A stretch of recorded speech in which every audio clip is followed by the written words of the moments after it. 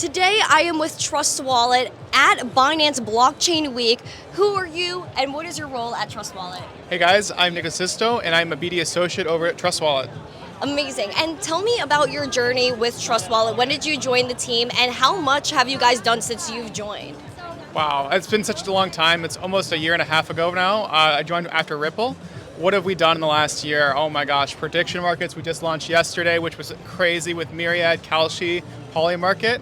But we've done a lot of work on MEV, infra, gas sponsorship, BSC, Solana, Ethereum, and adding as many chains as over 120. So we're now one of the number one mobile wallet in the world for self-custody. That is amazing. I've been a user of Trust Wallet since I started my brand almost 6 years ago. And just seeing the evolution of Trust Wallet and how it started off rather simple, and then how the UI UX has changed, and then adding swaps and all these different blockchains. Now you could essentially do anything in Trust Wallet. Yeah, I mean, we have a DApp browser, so you can really connect to anything. I love that. And you can trade perps, you can do prediction markets, you can do proof of attendance, NFTs, everything you want. Oh my God, POAPs. No one, if you're an OG in this space, you had the POAP app. I remember going to NFT NYC and all these events, and everyone needed to have a POAP, proof of attendance protocol. Do you think that's still popular? Do you see that growing? Because I feel like everyone here should have a POAP to commemorate this event. I still have my POAP from ETH Denver as well. Oh my God. I haven't seen any POAPs for Binance Blockchain Week myself, but I do have a few. I think POAP should have a major comeback. Now, you mentioned prediction markets, which is really dominating, I think, social media as a whole. Even people outside of crypto would go on a platform like Polymarket and not even realize that it was actually from the Polygon ecosystem. How do you feel about prediction markets? Do you think this is extending into finance?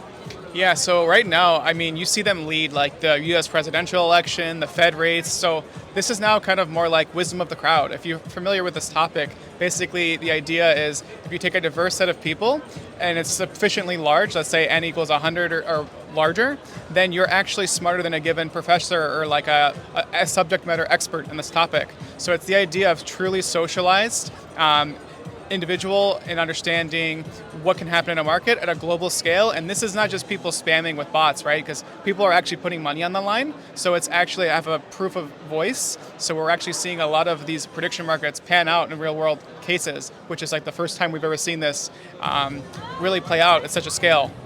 I 100% agree. I'm very bullish on prediction markets because I think it's when people actually have an opinion, and a verifiable opinion at that. And so Trust Wallet, the state of Trust Wallet right now, how do you feel about the next 1 year, the next 5 years of Trust? Where's the future going? Yeah, so we recently just crossed over 220 million downloads worldwide. So I think the next milestone for us is 1 billion. And at least that's what I'm hoping for. So trying to move all of these frictions like gas and all of these things, chain abstraction, the keys, all of these things, we want to make it easy for everybody. We want it to be a centralized exchange experience so people don't have to worry about these native crypto terms, knowing about gas, knowing about these little fees and all of these specials. Just the barriers to entry, yeah. Yes, lowering the barrier of entry because we're trying to onboard the next billion users and basically allow financial freedom around the world. You heard it here first. 1 billion users are coming to Trust Wallet. Thank you so much. I appreciate you. Thank you very much. Today we are with the legendary Pancake swap, so famous and has been in the space for years. How are you doing? Hello, Randy. Hello, everyone. We are doing pretty good. We are growing solidly. So yeah, I think we're in a good situation. So what is Pancake swap for people who may not know and are new to the space? Yeah, Pancake swap, you can just think about like a bank. If you want to trade any token, any other asset, you just go to the bank to swap your money, right? So yeah, we're just basically like a bank, but you can pretty much find all of the token on this bank. So when did you guys come on the scene, and why did you choose to be associated with the Binance ecosystem? I think one of the reasons is that Binance is having a very good CEX. We've been really bullish on the power of CEX. In terms of their bring users, in terms of the perp, in terms of all the UI UX. So I think that one of the real strong reasons of choosing BSC for all of the project building on top of this is because of the relationship within Binance. And I think that's pretty much enhance everything because the users will be wherever the activity is. So the users is everything. So that's why we're here. And you guys are prioritizing your users. How many users do you guys think you have? Are you able to track any of those metrics? I think very superficially on X we have 2 million in followers, but on daily active users I think we have around 4 to 500K ish, more than that, and we are handling around a couple billion transactions daily. How do people actually get into Pancake Swap? How do they acquire BNB? How do they go and start swapping? How easy is it to actually use?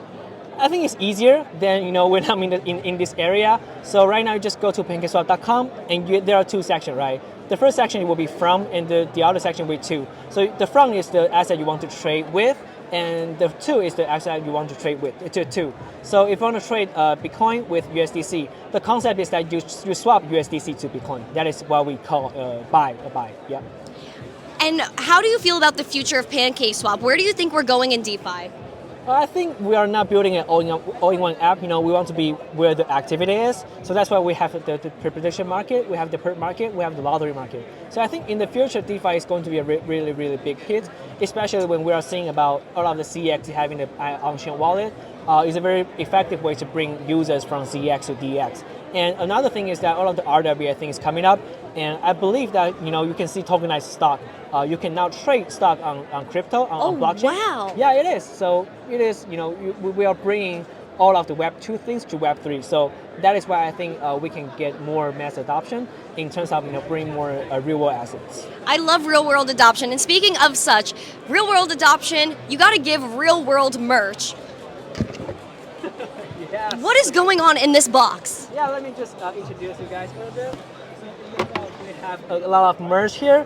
You have, first of all, our bucket hat. So, sunny place, in Dubai, so you can wear the bucket hats, cover the sun. We have a t-shirt here, and the t-shirt is basically the same on my shirt, on my body, it's cooking on chain, like this kind of thing. So we're cooking, right? We're not cooked, we're cooking. You're actually cooking some pancakes right there. Yeah, for sure. And I think there are still two things here, right?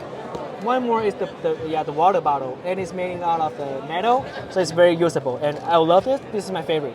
And the last thing is the socks. Yeah, the socks. So I'll say this is a necessary, essential pack for everyone. When you're for a daily life. I 100% agree. Bucket hats are the best thing that Gen Z has worn in years. Thank you so much. I appreciate you, and go Pancake. Thank you, Randi. Thank you, everyone.